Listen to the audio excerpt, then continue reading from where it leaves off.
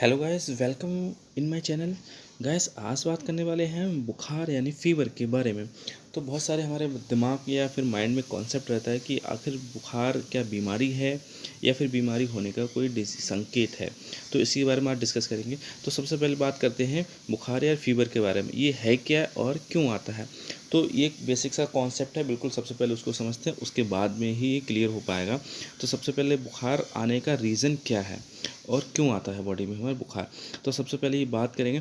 तो antigen means कोई भी एक आउटसाइड पार्टिकल्स हमारे बॉडी में अगर हमारे एंटर करता है तो उसके अगेंस्ट हमारी बॉडी कुछ ना कुछ प्रतिरक्षा करती है और उसके अगेंस्ट कोई ना कोई हमारा क्या रिएक्शंस होती है। और इसको हम कहते हैं किसके द्वारा होती है, हमारे होती है इम्यून सिस्टम के द्वारा। तो एंटीजन एंटीजन क्या हो सकता है, माइक्रो ऑर्गेनिज्म हो सकता है, जैसे इसमें बैक्टीरिया है, वायरल है, फंगस है, कोई भी ऑर्गेनिज्म है। जब भी हमारे बॉडी पे अटैक करेगा, अटैक का मीन्स हमारे रेस्पिरेटरी ट्रैक के अंदर चला गया या फिर एलिमेंट्री कैनाल के अंदर चला गया, तो उसके अगेंस्ट हमारा जो प्रतिरक्षा तंत्र है, उसको इम्यून सिस्टम कहते हैं, उसको डिटेक्ट करेगा। और डिटेक्ट करने के बाद में उसके अगेंस्ट हमको क्या क्या देखने को मिलेगा, तो उसके अगेंस्ट इम्यून सिस्टम के उसको रिएक्शन करेगा। तो रिएक्शन में ही तो क्या रिएक्शन करेगा, तो सबसे पहले क्या बुखार आएगा। तो बुखार आएगा, बुखार सादा हो सकता है और सादा के साथ साथ जैसे चिल्ड देके भी आ सकता है या प्लेन बुखार आ सकते हैं। जैसे हम लोग कभी कभी कहते हैं टाइफाइड बन गया, तो टाइफाइड कोई बुखार तो नहीं है। बुखार किसके द्वारा बना है, वो किसके द्वारा वो बना है, एक बैक्टीरिया। बैक्टीरिया कौन सा है, टाइफाइड साल्मोनेला बैक्टीरिया, उसका इन्फेक्शन के द्वारा तभी तो बुखार बना है। बिल्कुल वो है।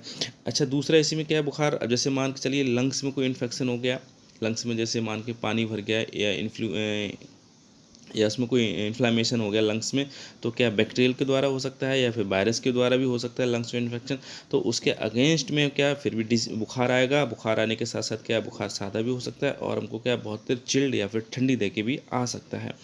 और मान के चलिए जैसे किसी जगह पे जहाँ पे कोई एंटीजन या पार्टिकल्स है जिसमें इन्फेक्शन किया, उस सेल जो हमारी बॉडी के टिश्यूज़ हैं, सेल्स को डैमेज कर रहा है, वहाँ पे क्या होगा, वहाँ पे क्या रेडनेस आ जाएगी, मीन्स वहाँ पे लाल हो जाएगा। और क्या है, स्वेलिंग आ जाएगी, वहाँ पे सूजन आ जाएगी और बहुत सारे क्या इन्फ्लामेशन वहाँ पे क्या है बन जाएगा। तो मान के चलिए जैसे हमको कभी कभी इन्फ्लुएंजा हो जाता है या फिर हमको रेस्पिरेटरी कोई भी डिजीज़ हो जाती है, इन्फ्लुएंजा हो गया, तो हमारी जो नेज़ल है कंजेशन हो जाती है, एकदम बंद हो जाती है। और वहाँ पे क्या होता है, बहुत सारा क्या होता है म्यूकस सिक्रेशन या फिर वहाँ पे म्यूकस सिक्रेशन होने लगता है। और उसके साथ बहुत ज़्यादा हमारे जो नेज़ल पैसेज हैं वो क्या है ब्लॉक हो जाते हैं। तो उसका रीज़न क्या है, उसका रीज़न यही वहाँ पे क्या हो गया, बहुत सारे जो एंटीजन ने अटैक किया, उसके अगेंस्ट हमारे इम्यून सिस्टम ने वहाँ पे क्या है उसके अगेंस्ट रिएक्शंस में क्या क्या वहाँ पे क्या जो बहुत सारे म्यूकस सिक्रेशन की सेल ने, और वहाँ पे क्या रेडनेस आ गई, और रेडनेस के वहाँ पे इन्फ्लामेशन सूजन आ गई, जिसकी वजह से हमारे क्या है जो हमारा नाक का जो नेज़ल पैसेज है जो वो क्या है ब्लॉक हो गया या फिर बहुत कम सांस ले पा रहे हैं उसके द्वारा।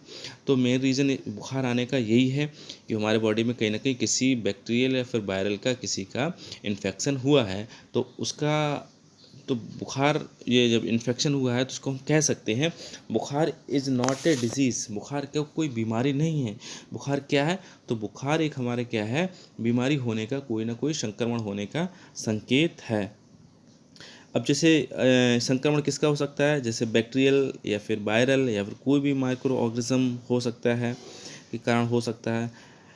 और इन्फेक्शन कहीं भी हो सकता है, जैसे हमारे लंग्स में हो सकता है। और लंग्स में जैसे होगा तो हमको रेस्पिरेटरी ट्रैक, हमारा जो सांस लेने का जो तंत्र है वो प्रभावित होगा। दूसरा हमारा यूटीआई के वजह से यूरिनरी ट्रैक इन्फेक्शन, जैसे इसको एक्सक्रीटरी सिस्टम कहते हैं, जैसे पेशाब की नली में जलन है, सूजन है, उसमें पेनफुल यूरिनेशन हो रहा है, तो वहाँ भी इन्फेक्शन हो सकता है।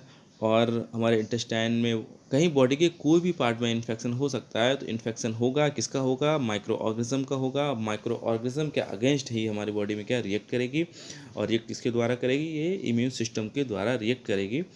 तो क्योंकि अगर इम्यून सिस्टम रिएक्ट नहीं करेगा, उसको मारने के लिए, उसको ख़त्म करने के लिए किसको, एंटीजन जो हमारी बॉडी में जो एक आउटर पार्टिकल्स एंटर कर गया है, नहीं तो हमारी बॉडी को डैमेज करेगा और उसको नुकसान पहुंचाएगा। तो इसी और क्या है, इन्फेक्शन कोई भी हमारी बॉडी के पार्ट में हो सकता है।